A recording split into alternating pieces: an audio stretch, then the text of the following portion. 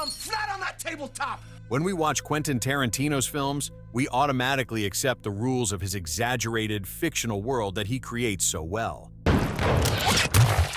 This includes both the exaggerated traits of the characters. You really want me to shake your hand? I insist.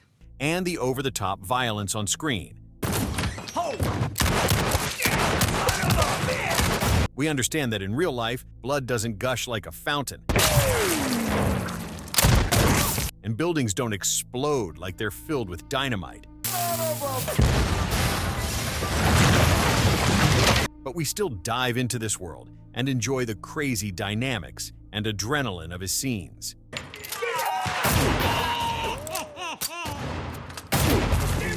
However, Django Unchained stands out a bit among Tarantino's films. It also has shootouts with rivers of blood and incredible feats of accuracy. But when it comes to slavery, the director doesn't exaggerate or mislead the audience. In fact, sometimes he even softens the real horrors of that time. I done paid $500 for you. The embodiment of this cruelty is the character of Calvin Candie, played brilliantly by Leonardo DiCaprio. In this video, we'll break down his psychological profile, explore whether he's a psychopath, and figure out what all the luxury surrounding him really means. On set, there was a moment that only deepened Quentin Tarantino's respect for Leonardo DiCaprio. In one scene, fully immersed in his role, Leonardo slammed his hand on the table where a glass was standing. Hey! Don't lay your palm flat on that tabletop! The glass shattered, and the shards cut his hand. Blood started dripping immediately, but instead of stopping, DiCaprio stayed in character. Where were we? And calmly continued his performance. As a result, the blood in the scene was real, which made it stand out from the rest of the film, where liters of fake blood were used. That was the fun part, is watching their reaction. Honestly, because boom, it happened, and then I opened my hand, and then blood starts pouring everywhere. And I saw Jamie go, yeah, like this, and Quentin like had his hand and goes. The idea for this key moment in the scene came up spontaneously. Oh, think my price for this nigga here is too steep. Of course, they used fake blood for that part, because spreading real blood on Kerry Washington's face would have been too much, even for Tarantino. Calvin Candie is a brutal slave owner and sadist who runs a plantation in the South. That Marsha and the bitches send D'Artagnan to big heaven. Under his control, slaves endure constant humiliation and abuse. Yo, Candie, I ain't got it. Ain't me no more. No begging, playing on my soft heart. He treats them like objects and takes pleasure in their suffering. I done paid $500 for you.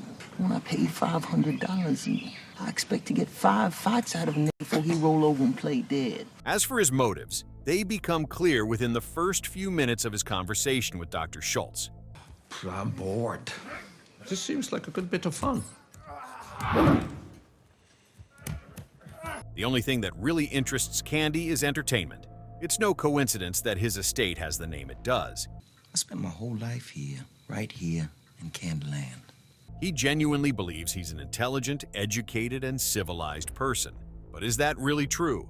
Let's break it down. When Dr. Schultz first meets Calvin Candie, he's told that Candie is a Francophile, just like, in his opinion, all civilized people. Yes, he is a bit of a Francophile.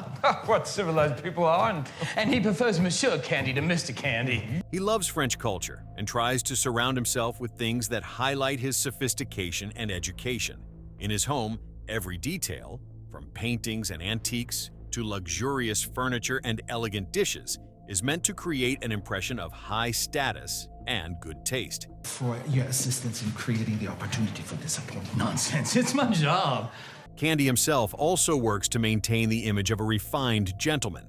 Calvin's in the Julius Caesar. He's always dressed in expensive, stylish clothing, smoking a cigarette with a long holder, which adds to his charm. Roscoe, a beer for the man with the beard, and I will have a Polynesian pearl diver. Do not spare the rum. However, all this outward elegance shatters when you notice one small but important detail. In front of a huge fireplace, where warmth and comfort would usually reign, 2 black men are fighting to the death, breaking each other's bones under the approving gaze of the house's owner.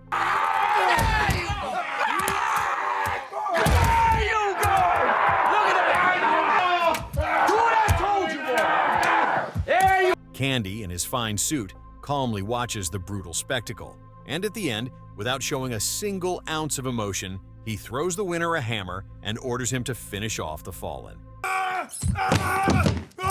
Finish him. Go on, boy, finish him. That's his idea of civilization. But is Calvin Candie really as educated as he wants to seem? The key to answering this question lies in his many contradictions. He claims to be a Francophile, yet he doesn't even know French. Si c'est cela qu'il préfère. He doesn't speak French. Don't speak French to him. It'll embarrass him. He names his slave D'Artagnan after the hero of The Three Musketeers by Alexandre Dumas.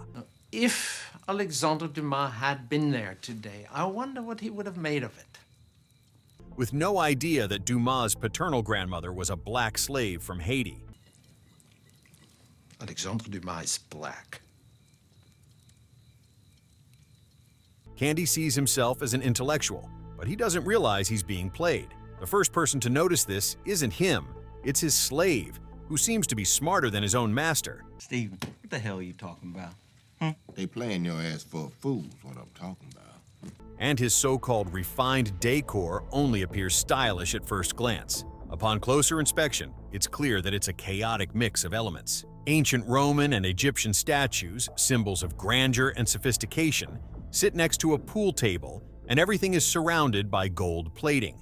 Calvin Candie's home isn't a true representation of aristocracy.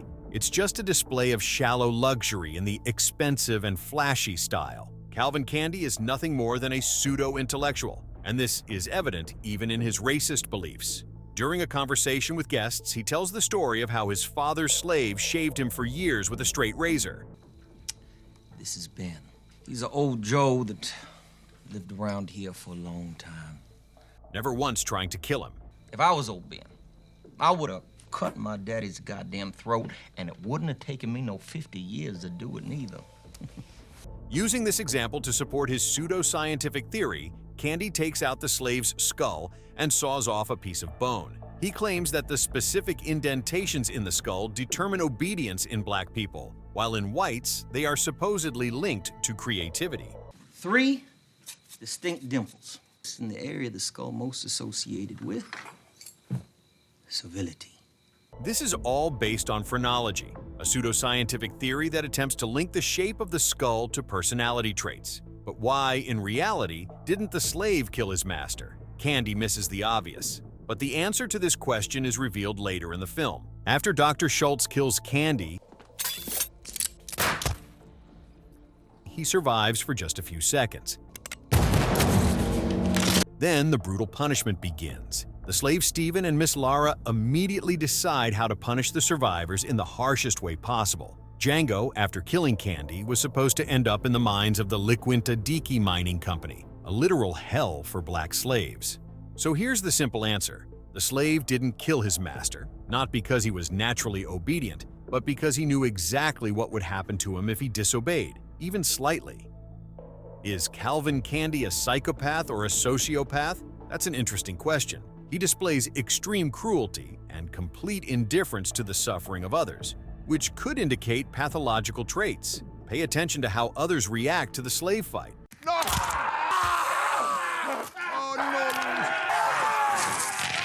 For everyone else, it's a shocking spectacle, but for Candie, it's just an entertaining show.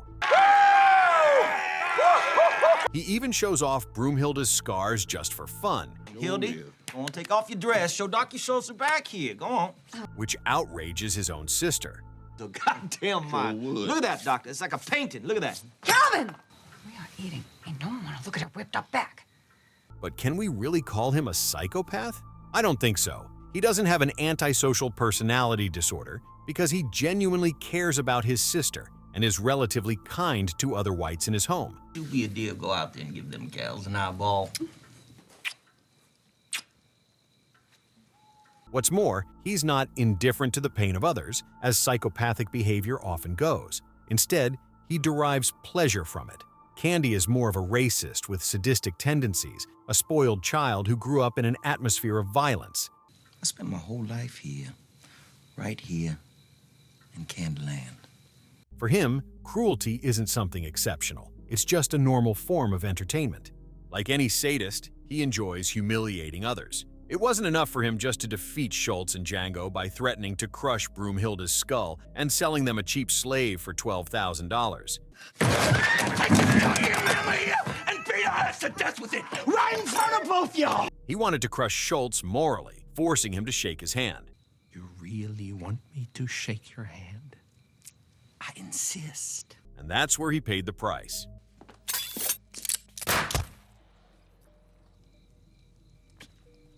Interestingly, Tarantino originally intended for Schultz, not Django, to kill Candie. The director explained it this way: if Django killed Candie, it would just look like typical revenge of a black person against a white oppressor. But if a white man like Dr. Schultz killed him, it would symbolize the end of old ways and the shift in established power. This video is part of a series dedicated to the most memorable villains in film and TV. There are already breakdowns of other unforgettable antagonists on the channel, so make sure to check them out. Your engagement helps promote the video and grow the channel. All you need to do is like the video, subscribe if you haven't already, and leave any comment below. That's all for now. Thanks for watching, and see you next time.